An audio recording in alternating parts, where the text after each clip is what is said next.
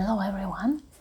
Today I'd like to tell you about the difficulties which I experienced during the process of studying English as Russian, because of course as Russian I have some perception of language, personal perception of language because of my own native language, and of course I perceive English a bit different, as if I was in my native language was from the same language group, and Russian is from Slavic group of languages, so many things are different here, not just alphabet, many things. So I'd like to tell about the most tricky things for me. And the first thing is articles. I mean the or an.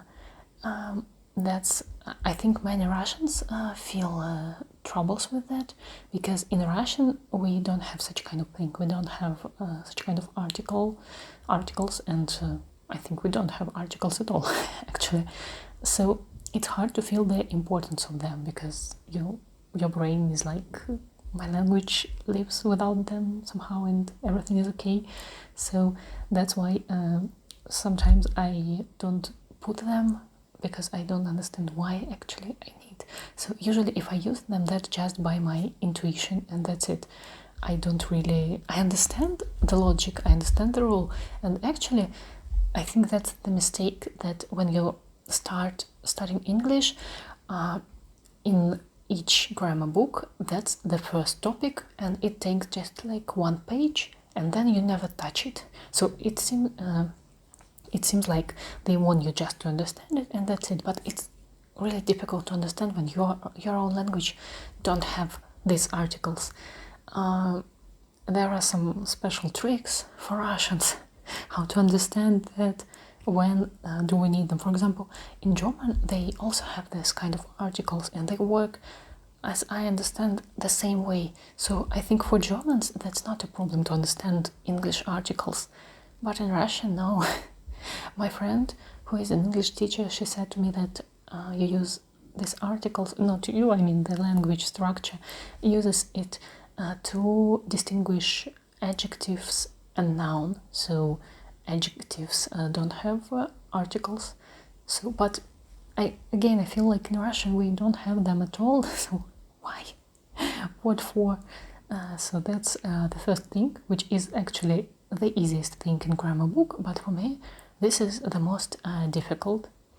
The second thing is intonations, and I still don't really understand, because when you study English and you listen these audios in from teach book, they speak there like that sounds really unnatural, and I don't understand that. Does it sound for me like that because I'm Russian, and I already told that our language is quite monotonous and we are not about high intonations and all that stuff, or that's so unnatural because it's a teach book, and in teach book everything tends to be unnatural, mostly when it's some old or not very good teach book.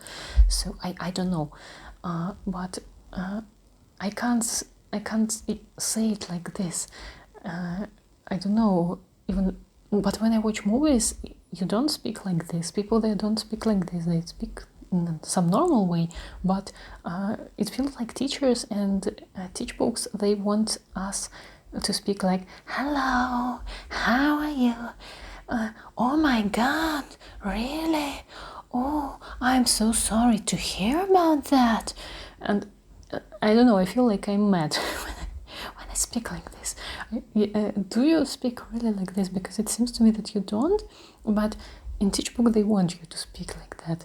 And when you read in Russian, that's also quite monotonous, but when you read in English, they also want, the teacher, they ask you to higher your intonations, like, I don't know, I can't, the winters in my region are tends to be super high, but actually, and I don't know, I don't believe that it's like that. Maybe they want us to do this while we study, and then it's not going to be so strong, but better, because of course I know that you think that Russians are gloomy and all that stuff, but that's just our language. It's very monotonous and we don't use these intonations. So that's it. The third thing is about questions. In Russian, we don't need to change the sentence at all. If it's just a usual sentence like you are okay, and if we make a question in Russian, we will say you are okay. So we just change the intonation, and in English that would be are you okay, or do you feel okay? And that's why sometimes I forget about this, and when I make a questions, I just take a usual sentence like in Russian and add this questional intonation.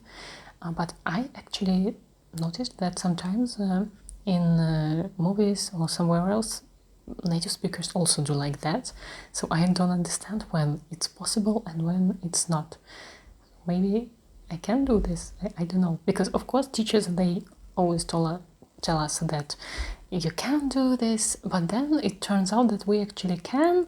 Not about a question, just in everything. When you study something, they say that in the very beginning, that's a rule, no exceptions. And then you know that actually there are exceptions. They just tell it to you to make it easier. Because if they say, no, actually, in this case, you can do this and that, your brain will, it blows up your mind.